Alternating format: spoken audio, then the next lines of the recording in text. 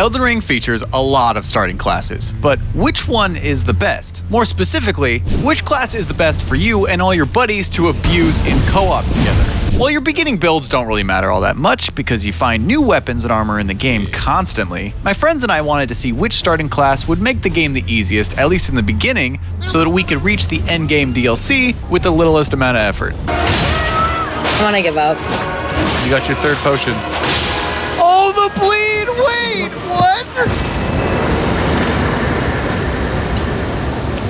Sick, okay. And since you can always respec multiple times, it doesn't really matter what you start with, but if you want to get really technical, this one class, I think, has a really good shot of beating out all the other classes in Elden Ring for the maximum starting co-op potential. Starting with a ranged option, a super strong weapon ability, and even a status effect that stacks with friends in co-op. Yes, I'm talking, of course, about the samurai. We start off our journey with an Uchi Katana, rocking a bleed build effect on your attacks, which, when there's 2 or 3 of you, bleeds targets even faster, meaning there is probably no better combination of starting classes for 2 or even 3 people than the samurai. Couple this with the fact that many new cool katanas are available right out of the get-go, like right from the very beginning. And the best part is, samurais are flexible, meaning you don't just have to be leveling up one stat. You want to add a little spice of magic in? Oh, well, introducing Moonveil. You want to add a little lightning into your oversized Sephiroth sword? Congratulations on finding God. You are now a holy samurai. All this to say, samurais use katanas, and katanas have bleed, which means you can stack bleed with your teammates, including like lightning and magic. You can strategize all sorts of ways. But where this co-op combo gets really next level is when you obtain 2 in-game items, which are admittedly only accessible later in the game. A helmet piece and a talisman exist that both skyrocket the damage of everyone in the area if a single bleed goes off. And since you are all using katanas like samurais always do, you will always be activating bleed and applying a damage buff to all of your friends. Elden Ring? More like Sekiro 2! Ooh. Hell yeah. Meet the not-so-legendary yet samurai starting characters, Masa and Mune, named after the very legendary medieval Japanese blacksmith. Upon rising from our tombs and reaching the starting level of Limgrave, we get to collecting our ingredients needed to co-op in these games. I suppose it's better than farming rats for humanity drops, but I think we can all agree this shit still sucks. But oh well, we have our little co-op poppy flowers, so now all we need to do is snort them and, wait, we've just been invaded. He just killed my friend. He just parried me.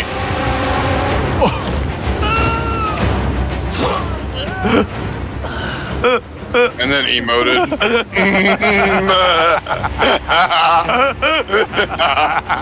This guy's a fucking idiot. Oh, cool. I'm glad he knows how to fucking parry the basic samurai fucking beef slash. Great for you. Now he's just sort of watching me from the bush. On fire. He's in the bush. This is such a weird invade. Dude. No idea. Okay, never mind all that. We're just going to continue on our path to become noble samurai. Wait, why is the pathway forward blocked? Okay, you know what? New plan. Okay, so the creator of the co-op mod has already made the co-op mod DLC compatible, meaning an actually tolerable way to play this DLC with your friends is now out there. Oh my god. Oh my god. Oh my god. Okay. This is the way the game was meant to be played. So constantly farming flowers and resummoning your friends every death and not being able to use your horse as a core mechanic of the game that they designed everything around. Fuck all that. Wow, and you're in my game forever? It's that easy? Yeah, I'm like a player. FromSoft must really just hate the idea of co-op lobbies. So anyways, we're just going to backtrack to a brand new katana that has insane reach and a really cool Ash of War, though I personally am going to be sticking to my trusty Uchi katana for most of the game just for funsies. Drive by this church to get your physic flask. While we're in the neighborhood, let's go ahead and test our dual samurai build on an early game's catacomb boss with basically base gear. Oh, let's go, buddy. Yank his heart out. Yeah. Okay, yeah, we're definitely ready. The 3 of us group now and prepare to take on Margit, the first real boss of Elden Ring. You guys don't see a fog wall? You guys don't see a fog wall? I'm in a cut. I don't know. I walked up and my cutscene. Yeah, I guess so. Yeah. This is awesome. There was We're no like all fog. Yeah, there player was one, no dude. fog. I love this. This is the best. We gain access to the round table hold and power up our starting katana to +5. Not bad. Continuing on into the very big castle at the beginning of the game, we meet some locals who absolutely light up the room with welcoming arms. Many samurai were lost in the storming of the castle that day. We got him. You fought proud and honorably, samurai. But much loot was found. I already have these. Okay, no, seriously, like a lot of samurai were lost though. Boy. I died right at the bonfire. We did it.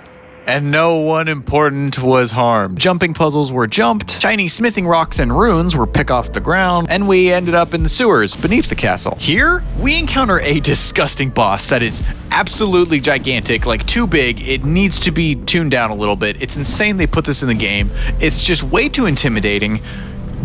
This ladder. This is a really long ladder. Fucking ladder's really long. I know, that's all I can think about right now. It's like kind of drawing a blank on my brain. What is going on? I'm not happy because I just started the climb and like you guys were climbing while I was exploring. Still going. Then I got lost and almost jumped to my death. Well, you don't think you can... Oh, wait, there's a ladder. There's a fucking ladder. Eventually, I found the correct ladder that reveals a jumping attack talisman.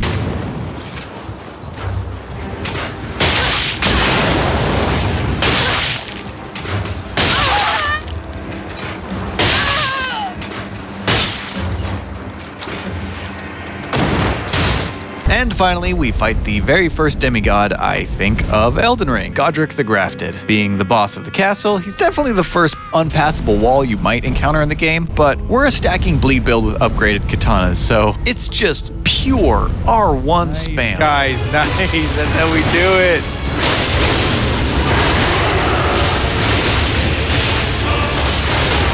Yes. We are samurai! Putting our first castle and our entire first level of Limgrave really behind us already, we're approaching the cliffside overlooking Lake of Liurnia, the second landscape of our samurai journey to explore. Level up our base starting weapon a few more times to level 8 out of 25. Definitely not optimal, but you know, that's kind of the point. Is stacking multiple samurais so good that this is basically idiot-proof? Oh. Okay. Wow. I don't know. I saw you jump, so I was like, all right, jump. Anyways, where are we? Lake of Liurnia. It's got oversized lobsters, incantations that imbue your weapon with blood flames. That might be kind of neat. And some incredible stargazing sites to enjoy with your loved ones. We decided to head to the top of the lake at the northwest area to find the map piece and the rest of this level. Using the key we found next to a sleeping dragon while exploring, we apply for Hogwarts Academy of Wizardry. There's some cool but useless secrets in here because it rewards you with magic stuff. And we are not magic. We're only here to prove ourselves as worthy samurai. Sorry, puppy. Expertly step past the giant Indiana Jones ball, beat up all the students attending wizard class, and teach the demigod of level 2 how to not be alive anymore. At this point, the access barrier blocking the Atlas Plateau, aka the golden level up north, isn't there anymore because we've slain at least 2 demigods, the ones being in Limgrave and Liurnia. But you know what is there? A boss with resistance to slashing and bleed, with a modded health bar containing more numbers than my TI-84 calculator. Let's fucking go. Oh!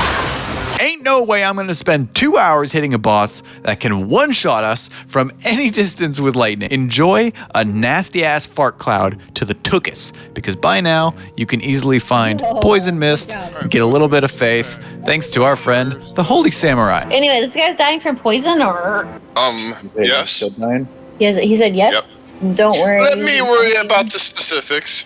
Don't worry about the specifics. So you were AFK for a while, Brandon, and... No, not at all. Like, shut the fuck up, you know, I might murder you. As a side note, if you fight this enemy in the base game, you do thousands of damage per hit. You can just run up and wail on him. He's not supposed to be an issue. It's just in the co-op mod where this guy became an absolute monster. I think he's a little bit overtuned. Like, the ladder was a joke, but this guy, holy shit, man. Bro. Single fucking handedly. Single fucking handedly. Yeah! There it is. Anyways, inside the city, we scale the, you guessed it, big-ass castle in the center Creepy. to fight a golden spirit boy who's protecting our coveted 4th talisman slot. Pea-colored reskinned Danny Phantom over here is immune to bleed, but not immune to stagger, which is kind of an interesting theory for another build later. Ooh, finish him. Yes!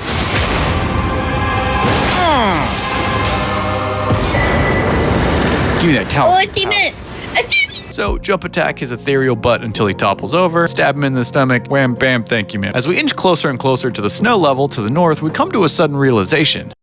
We forgot about Caelid entirely. So we go to Caelid and we fight Radahn because it's something you have to do if you want to play the DLC, as wrecking Radahn is literally a prerequisite to enter the Shadowlands. So do that by summoning waves of NPCs to march at him until he's dead, because it's the easiest strategy if we're getting to the DLC, and the whole point of this is this idiot proof, and this boss is just really a big theme gimmick joke. He's old news. You got new bosses to fight and care about still. Wow. Yeah. You did it basically by yourself. I had died in the first quarter. I wouldn't say that was by myself, per se. After that, we don't really need to progress any further, but doing so is useful, so if you want to find some more smithing stones to level up your weapons. Nice. Yeah, that was pretty easy. Yeah, we did stun so locked it. good. Acquire more OP weapons like Moonveil or the Rivers of Blood katana. Good job. I did it. Yeah. Moonveil? Maybe a new white samurai Reed's armor set. Might. There it is. Much better. You can do all that, but if it's the DLC you're after, this is a really great spot to transition to it. Oh, we've gotten all 4 talisman slots and a lot of places we can fast travel to. But if you want more runes to level up, you can always go to Fort Feyroth and bleed the giant dragon. We kind of got a perfect build for that already. Just make sure to pop a gold pickled foulfoot consumable thingy so that you can get extra souls for it. You can find the gold scarab talisman, which drops extra runes in Caelid in some cave somewhere. Raya Lucaria tunnel in Lake of Liurna is crawling with smithing stones for your katana at this point. And Lava World is a whole extra level. I think we've arrived in Lava World, where you can find pretty dresses. Oh, the traveling maiden robe is actually dope. I'm gonna rock this for a little bit. Kill side bosses, and even explore, get this, a castle! Gee, wowie, really? Plus, the boss is super easy and kind of a gimmick fight, but I still really enjoy it, and it looks cool, and it's fun, and it's a free soul, so hey, why not do it? Now at this point, your samurai should start to feel more like Ryu freaking Hayabusa, because your damage should be getting insane.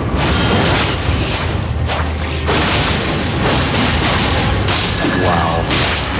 I think we procced bleed on that, like, instantly. Holy shit.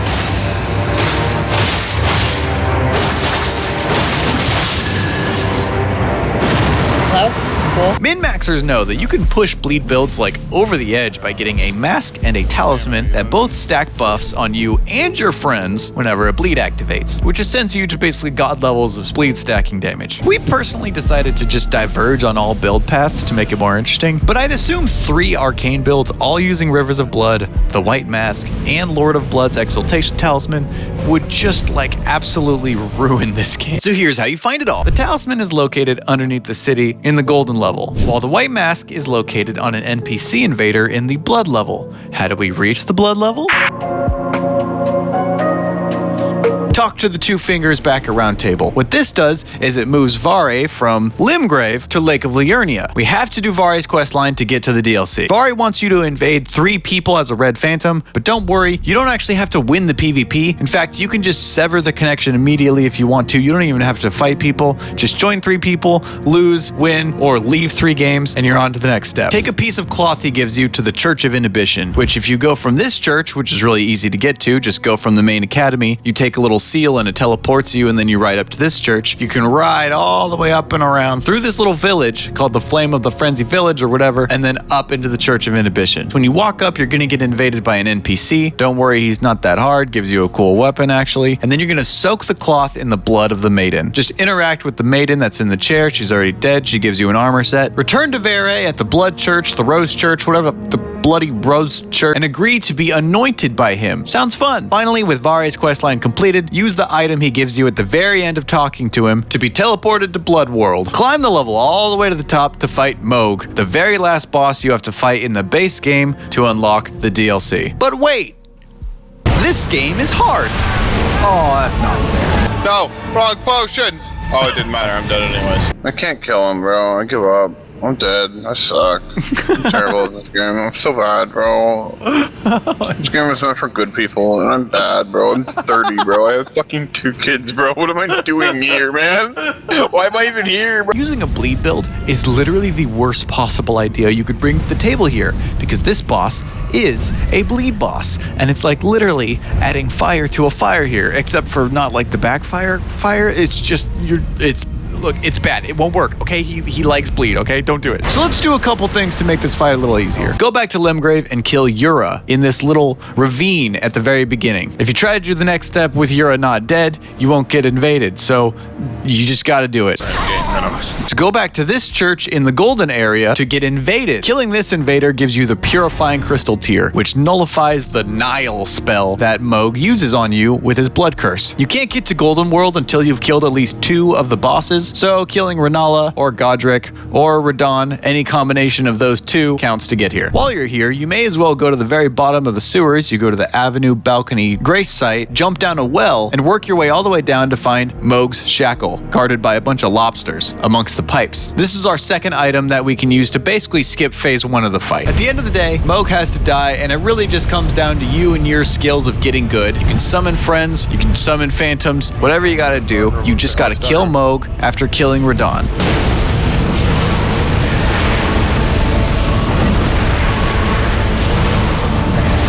not scared of you anymore, bitch. You do the thing around him. Do the thing around him. We got a stagger coming up soon. I know it. There it is. There it is. There it is. Stagger. Finish his ass. Finish his ass. Finish his ass. This is it, bro. Fuck yes. Fucking it, dude. We destroyed him. We destroyed him. Yes. I grovel for mercy from your epic rock sling. And that's it. Congratulations. You are standing in front of the gate to the DLC. And there you have it. Possibly one of the best co-op strats in the game to start off in Elden Ring all the way up to the DLC. Now, I'm not entirely sure it's the best way, you know, especially after all this time.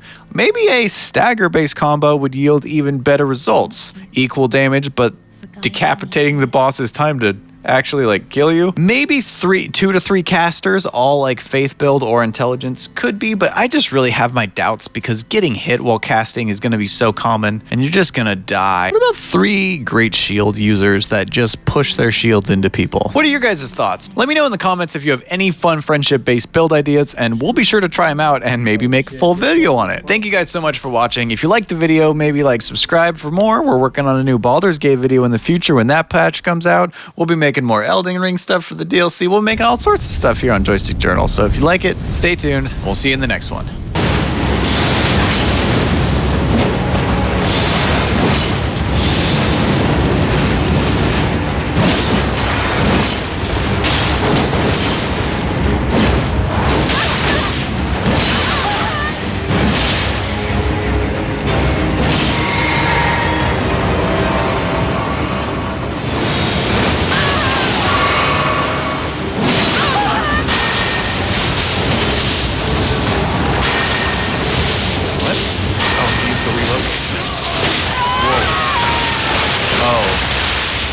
What the hell? So he's a cheater.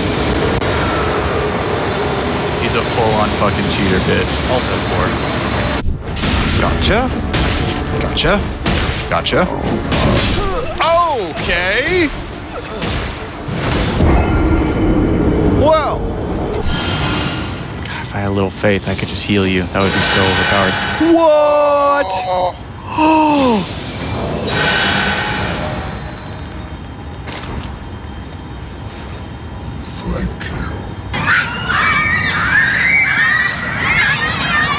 Oh, here he is. Oh, shit. Oh.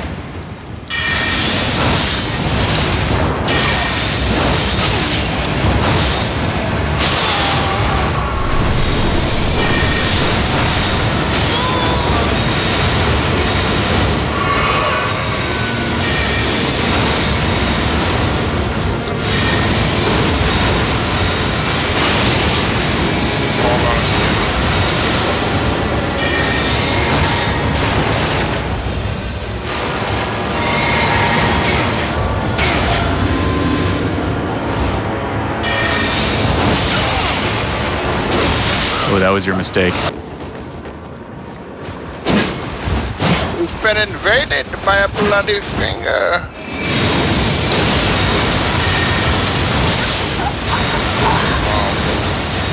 I'm dead. This area can't handle my